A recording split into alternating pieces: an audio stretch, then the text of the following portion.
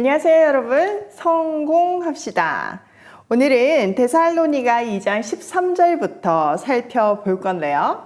바울은 여기서 자기의 자랑할 만한 면류관이 뭔지를 얘기해 주는데 우리도 우리의 면류관이 뭔지를 한번 생각하는 시간이 되면 좋겠어요. 자, 13절. 이러므로 우리가 하나님께 끊임없이 감사함은 너희가 우리에게 들은 바 하나님의 말씀을 받을 때 사람의 말로 받지 아니하고 하나님의 말씀으로 받음이니 진실로 그러하도다. 이 말씀이 또한 너희 믿는 자 가운데서 역사하느니라. 바울은 앞서서 8절에서 데살로니가 교인들에게 자기 목숨을 내줄 만큼 그 데살로니가 교인들이 아주 사랑하고 소중한 사람이 되었다고 말했어요. 그리고 이어 오늘 13절에서 그들을 위해서 끊임없이 감사하며 기도한다고 말해요. 왜냐면은 그들은 바울이 전한 말씀을 사람의 말로 여기지 않고 하나님의 말씀으로 받아들였기 때문이에요. 그 결과 그들이 정말 하나님의 말씀이라고 생각하니까 그 말씀이 그들 가운데 살아 움직이는 거죠. 자, 14절. 형제들아, 너희가 그리스도 예수 안에서 유대에 있는 하나님의 교회들을 본받는 자가 되었으니 그들이 유대인들에게 고난을 받은과 같이 너희도 너희 동족에게 동일한 고난을 받았느니라. 유대인은 주 예수와 선지자들을 죽이고 우리를 쫓아내고 하나님을 기쁘시게 하지 아니하고 모든 사람에게 대적이 되어 우리가 이방인에게 말하여 구원을 받게 함을 그들이 금하여 자기 죄를 항상 채우며 노하심이 끝까지 그들에게 임하였느니라. 우리가 믿음 생활을 시작하면 항상 고난이 친구처럼 따라다니죠. 근데 지금 데살로니가 교회 교인들은 바울이 아주 짧은 시간 동안 복음을 전했잖아요. 그러니까 복음에 대한 충분한 이해가 없었어요. 그러니까 갑자기 고난이 닥치고 핍박이 오니까 당황하고 시험 들 수 있었죠. 데살로니가의 해당의 파워가 세잖아요. 그러니까 그 유대인들이 바울을 어떻게 했나요? 네, 시장의 깡패들을 동원하고 또 로마 관원들까지 동원해서 결국은 쫓아냈고 그것으로 끝나지 않고 바울이 피했던 베레아까지 쫓아가가지고 괴롭혔잖아요. 그러니까 그들의 믿음의 환경이 만만치가 않았고 바울을 핍박했던 그 세력과 그 방법이 고스란히 데살로니가 교회 교인들에게 갈 수밖에 없었어요. 그런 그들에게 그리스도인들의 고난은 그들만의 것이 아니라 유대에 있는 교회도 유대인들에게 엄청난 핍박을 받았음을 알려주고 있어요. 또 유대 사람들은 자기들도 엄청 핍박한다고 얘기하죠. 유대의 땅뿐만 아니라 이방에서 복음을 전하고 있는 바울 일행을 쫓아다니면서 괴롭히고 방해하고 있다고 알려주고 있어요.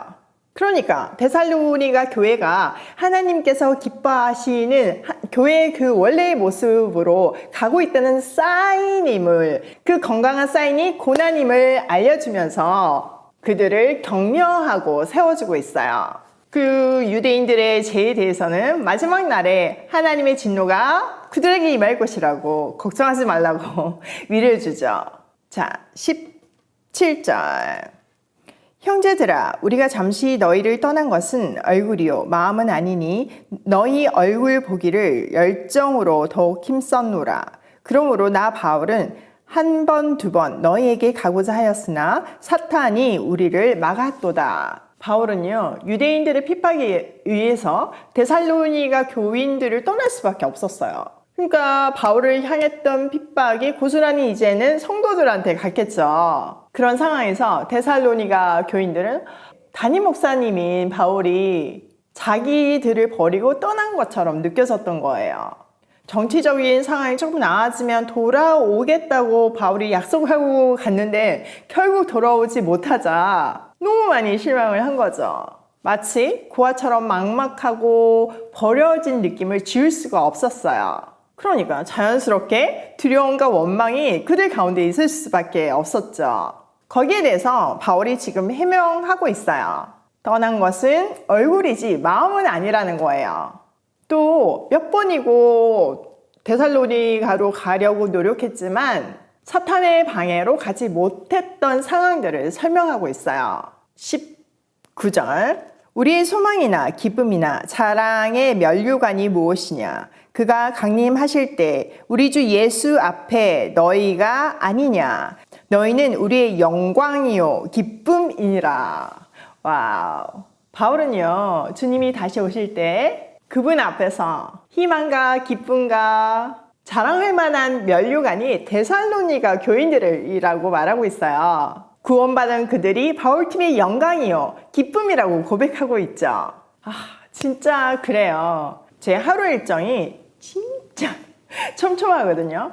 여러분들이 아마 상상하시는 것보다 훨씬 촘촘할 거예요. 그렇게 숨가쁘게 돌아가는 일상이지만 감사한 것은 이 성실한 하루를 통해서 매일 새로운 생명이 태어나고 이 선포되는 말씀을 통해서 여러분이 믿음 안에서 더 든든히 서게 될 것이기 때문이에요.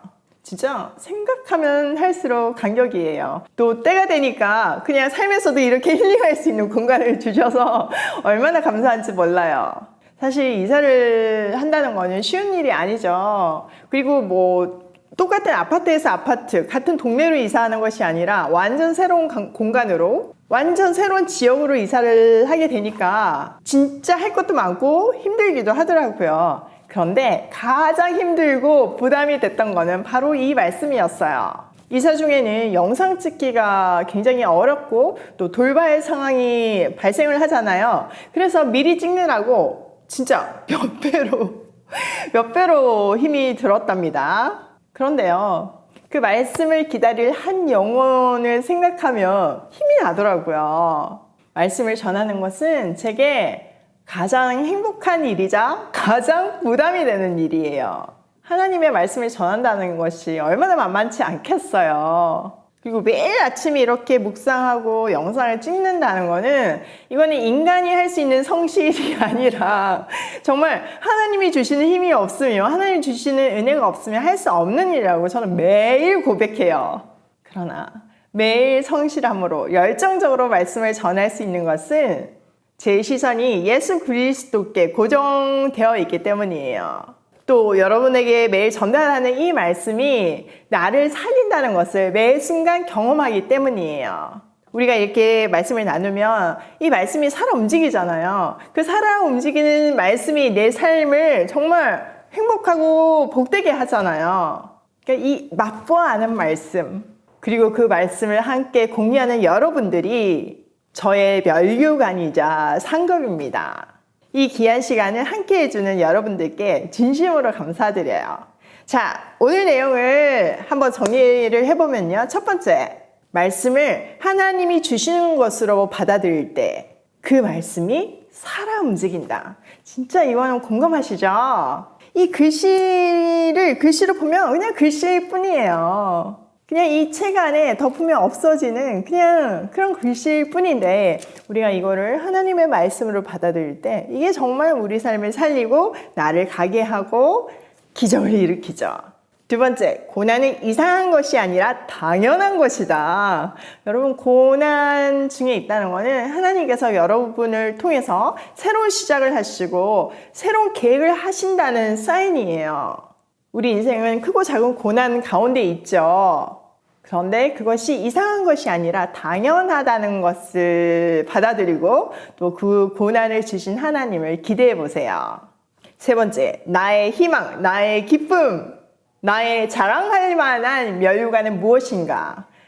저는 여러분이라고 말씀드렸죠. 여러분들도 여러분의 면류관이 무엇인지 한번 생각해보고 그것에 감사하는 오늘 하루가 됐으면 좋겠어요. 오늘도 이 말씀이 내 삶에서 역사하길 소망하며 고고싱해요.